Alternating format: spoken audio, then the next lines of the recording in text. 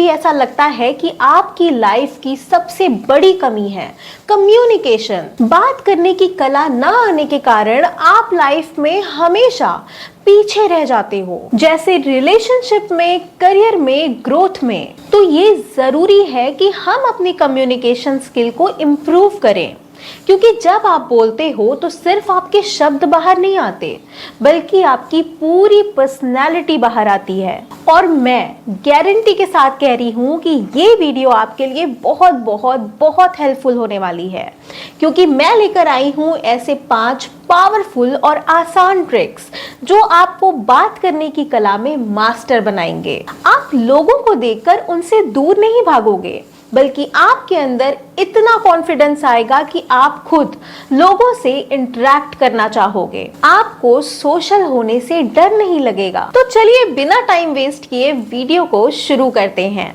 मैं हूं आरुषि, आपकी दोस्त, और अगर आपने चैनल को अभी तक सब्सक्राइब नहीं किया तो सब्सक्राइब कर दीजिए, बेल आइकॉन हिट कर दीजिए, क्योंकि इस चैनल पर आने वाली हर एक वीडियो आपकी लाइफ बदल सकती है। पहली ट्रिक जो कि बहुत आसान है और ये सबसे ज्यादा हेल्पफुल होती है इंट्रोवर्ट्स के लिए। क्वेश्चंस करिए। जब आप सवाल पूछते हो तो सामने वाला आपके साथ एक कनेक्शन फील कर पाता है। लेकिन क्वेश्चन करने का ये मतलब नहीं है कि आप सामने वाले का इंटरव्यू लेने लग जाओ। बहुत से लोगों को मैंने देखा है कि जब वो किसी से मिलेंगे तो कुछ इस तरह से सवाल करेंगे कि तुम काम क्या करते हो, अच्छा ये बताओ कितना कमा लेते हो, तुमने अभी तक दूसरा बेबी क्यों नहीं प्लान किया। और फिर भी कुछ नहीं समझ आया तो पहले सामने वाले इंसान को घूरेंगे और फिर उसको पूरा स्कैन करने के बाद उसका कोई एक वीक पॉइंट निकालेंगे कि तुम्हारे वो फोरहेड पर राइट साइड में ब्लैक स्पॉट क्यों है।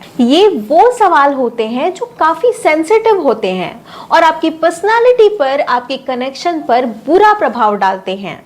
तो ऐसे नेगेटिव कमेंट्स करने से हमें बचना है। क्वेश्चंस करने का भी एक तरीका होता है।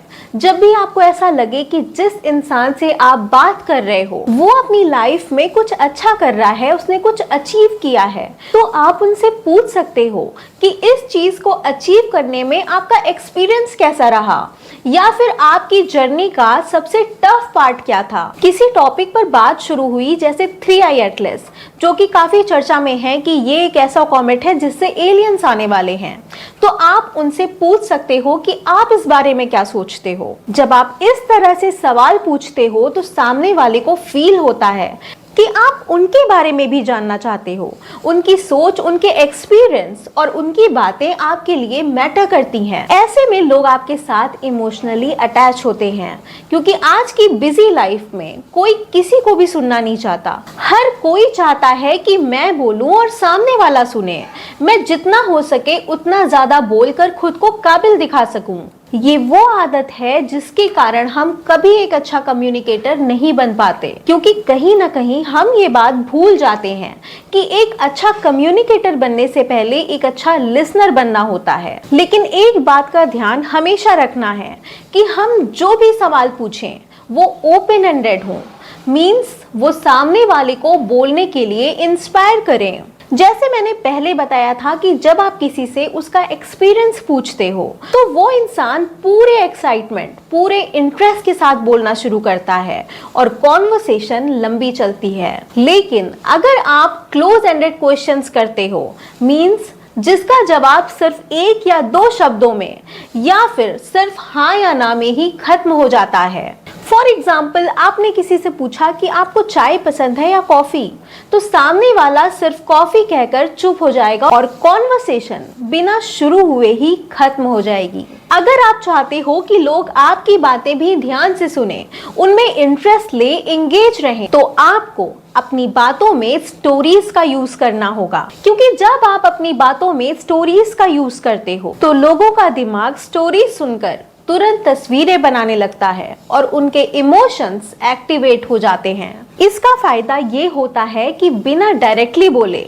सामने वाला आपके मैसेज को समझ जाता है। और ये बात बिल्कुल सच है कि लोगों को ज्ञान सुनना पसंद नहीं होता, लेकिन कहानियां सुनना हर कोई पसंद करता है। अगर आप कोई डीप थॉट या फिर सही बात भी नॉर्मल तरीके से बोलोगे तो वो लोगों को ज्ञान लगेगा, लेक्चर लगेगा। लेकिन अगर वही सेम बात आप किसी छोटी सी कहानी, किसी रियल लाइफ एग्जाम्पल या रिलेटेबल इंसिडेंट में पेश करते हो तो सामने वाला ऑटोमेटिकली एंगेज हो जाता है। स्टोरीज इमोशनल हुक होती हैं और इमोशंस ही इंसान को बांधे रखते हैं। इसलिए आपने देखा होगा कि बड़े लीडर्स, स्पीकर्स या फिर टीचर्स जो होते हैं वो अपनी हर बात को एक एग्जाम्पल के थ्रू समझाते हैं। एक अच्छा कम्युनिकेटर बनना है तो बात करते वक्त अपने फोन से थोड़ी दूरी बनानी है। आप खुद सोच कर देखो कि आप किसी इंसान से बात कर रहे हो और उसकी नजरें लगातार उसके फोन पर ही हैं, तो आपको कैसा लगेगा? ऑब्वियसली बुरा लगेगा।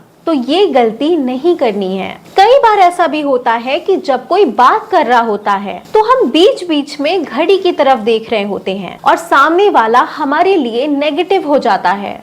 उसे ऐसा लगता है कि हमारे पास उसकी बातें सुनने के लिए टाइम नहीं है। अगर ये गलती आप बार बार कर रहे हो और एक बार लोगों का परसेप्शन बन गया तो फिर आप कितनी ही अच्छी तरीके से बात कर लो, लोग आपको सेल्फ सेंटर्ड और केयरलेस ही समझेंगे। इस आदत का एक नुकसान ये भी होता है कि लोग आपकी पर्सनालिटी को अंडर एस्टिमेट करना शुरू कर देते हैं। ये बिहेवियर धीरे धीरे आपकी रिलेशनशिप को डैमेज करता जाता है, फिर चाहे आपके फ्रेंड्स हो, आपके कलीग्स हो या फिर family. According to research, eye contact और एक्टिव लिसनिंग से डोपामिन रिलीज होता है जो आपकी बॉन्डिंग को स्ट्रॉन्ग बनाता है। और जब हमारा ध्यान फोन की तरफ होता है, हम बार बार घड़ी देख रहे होते हैं, सामने वाले को इग्नोर कर रहे होते हैं, तब रिश्तों में मिसअंडरस्टैंडिंग, फ्रस्ट्रेशन और इनसिक्योरिटी बढ़ने लगती है। रिएक्शन देना जरूरी है।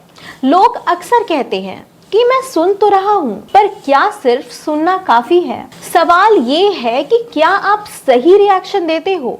क्या आप उस बात को महसूस भी करते हो? क्योंकि जब कोई अपनी एक्साइटमेंट या अपना दर्द शेयर करता है तो वो सिर्फ कुछ सेंटेंस नहीं बोल रहा होता, वो आपके सामने अपने इमोशंस रख रहा होता है। और जब हम उस इमोशन को बिना एक्नॉलेज किए अपनी बात करनी शुरू कर देते हैं तो वो एक छोटा सा कम्युनिकेशन मिस्टेक नहीं बल्कि एक इमोशनल डिसरिस्पेक्ट बन जाता है। सामने वाले को लगता है कि शायद मेरी फीलिंग्स इंपॉर्टेंट ही नहीं है। जैसे किसी ने कहा कि मैं मुंबई से वापस लौट रही थी और ट्रेन से उतरते वक्त मेरे पैर में चोट लग गई, तो आप उसकी बात पर सही रिएक्शन ना देते हुए उससे पूछते हो कि वैसे मुंबई शहर कैसा है। और ये चीज कम्युनिकेशन में सबसे ज्यादा नेगेटिव मानी जाती है क्योंकि सामने वाले को लगता है कि आपके अंदर इंसानियत ही नहीं है। एक स्मार्ट कम्युनिकेटर उन इमोशंस को पकड़ लेता है जो आपके वर्ड्स के पीछे छुपे होते हैं। सपोज अगर सामने वाला एक्साइटमेंट के साथ अपने सक्सेस की बात कर रहा है तो आपका रिएक्शन सिर्फ अच्छा नहीं होना चाहिए, आपको उस एनर्जी को मिरर करना है कि वाओ ये तो बहुत अच्छी बात है, कैसे किया आपने। अगर कोई इंसान अपना दर्द, अपनी तकलीफें बता रहा है तो उसके साथ एम्पैथी दिखाओ। कोई अपनी चोट के बारे में बात कर रहा है तो उससे पूछो कि इतनी चोट कैसे लग गई, अभी आपका दर्द कैसा है। अगर आप एक अच्छे कम्युनिकेटर बनना चाहते हो तो एक स्किल को कभी अंडर एस्टिमेट मत करना और वो है कॉम्प्लीमेंट देना। लेकिन ध्यान रहे कि कॉम्प्लीमेंट्स फेक नहीं होने चाहिए। सामने वाले को ऐसा ना लगे कि आप उसकी बटरिंग कर रहे हो। जैसे आपका कोई कॉलीग है जो अपनी लाइफ में काफी डिसिप्लिन है, हर टास्क को, हर प्रोजेक्ट को बहुत ही अच्छे से कंप्लीट करता है, तो उसको ये बोलने की जगह कि तुम काफी स्मार्ट हो, आप उसे इस तरह से कॉम्प्लीमेंट दे सकते हो कि कोई भी टास्क हो, कोई भी प्रोजेक्ट हो, तुम पूरे डिसिप्लिन के साथ और काफी अच्छे से पूरा करते हो, तुम्हें देखकर मुझे भी मोटिवेशन मिलता है। ऐसे कॉम्प्लीमेंट्स एक कम्युनिकेटर को लवेबल और ट्रस्टवर्दी बनाते हैं। जब हम किसी की अच्छाई, उसकी मेहनत, उसके एफर्ट और उसके टैलेंट को नोटिस करके सिर्फ एक छोटा सा एप्रिसिएशन दे देते हैं तो वो इंसान हमारे साथ इमोशनली ओपन हो जाता है। तो ये थे वो 5 तरीके जो आपको बात करने की कला में मास्टर बनाते हैं। आज के लिए बस इतना ही। मिलते हैं नेक्स्ट वीडियो में लाइफ को ऑसम बनाने वाले एक और टॉपिक के साथ। तब तक के लिए अपना ख्याल रखना, खुश रहना।